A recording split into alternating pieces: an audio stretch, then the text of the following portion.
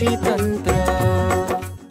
नमस्कार शेतकरी बंधूंनो, प्रलशर bio product private limited Goa अर्थात प्लॅन्टो कृषी तंत्राच्या वतीने मी या व्हिडिओमध्ये आपले सर्वांचे हार्दिक स्वागत करतो। आज आपण छत्रपती संभाजीनगर जिल्ह्यातील पैठण तालुका गाव कावसांजुने या ठिकाणी प्रगतशील शेतकरी श्री प्रथमेश काळे यांच्या या केळीच्या बागेत आलेलो आहोत। त्यांनी आपला बाग प्लॅन्टो कृषी तंत्र वापरून कसा डेव्हलप केला हे आपण त्यांच्याकडून ऐकूया। नमस्कार शेतकरी बांधवांनो, माझं नाव प्रथमेश एकनाथ काळे, गाव कावसांजुनी, तालुका पैठण, जिल्हा छत्रपती संभाजीनगर।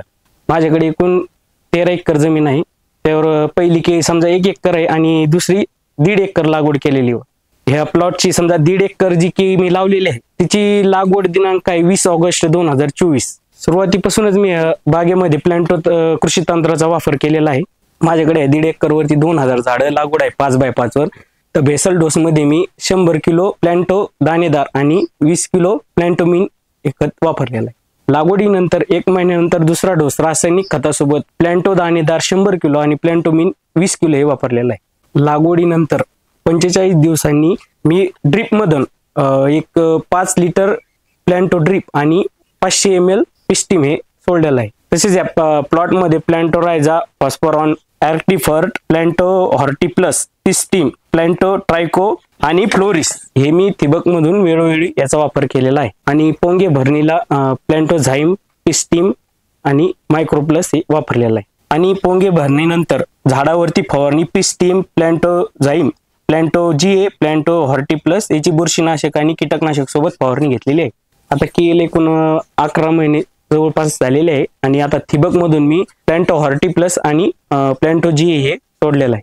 आता समजा लागवडीनंतर 1-1.5 महिना झाला तर माझं झाड एकदम वाढत नव्हतं व समजा मी म्हस्के सरांना कोलते साहेबांना कॉल केला, ते प्लॉटवर आले तर त्यांनी मला प्लॅन्टो ड्रिप आणि पिस्टीम हे सोडायला लावलं। 5-5, 6-6 लिटर असं ठिबक वाटे सोडायला लावलं। 15 दिवसानंतरच झाडाची एकदम वाढ झाली हो। आणि आता सध्या शेवटचा टप्पा आहे तर एकदम पहिल्यापासून जे ग्रीनरी होती ती शेवटपर्यंत ग्रीनरी आहे।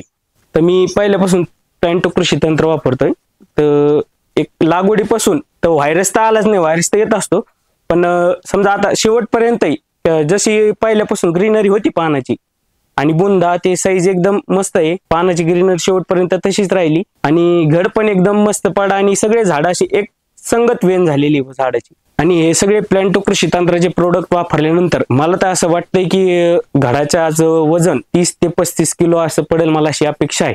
आणि इतर रासायनिक खताच्या तुलनेत प्लॅन्टो कृषी तंत्राचा म्हणजे खर्च मला कमी आलेला आहे। तर मी सर्व शेतकऱ्यांना असंच आवाहन करेन की तुम्ही प्लॅन्टो कृषी तंत्र हे तुमच्या शेतात वापरावे, जेणेकरून तुम्हालाही भरघोस उत्पन्न मिळवता येईल।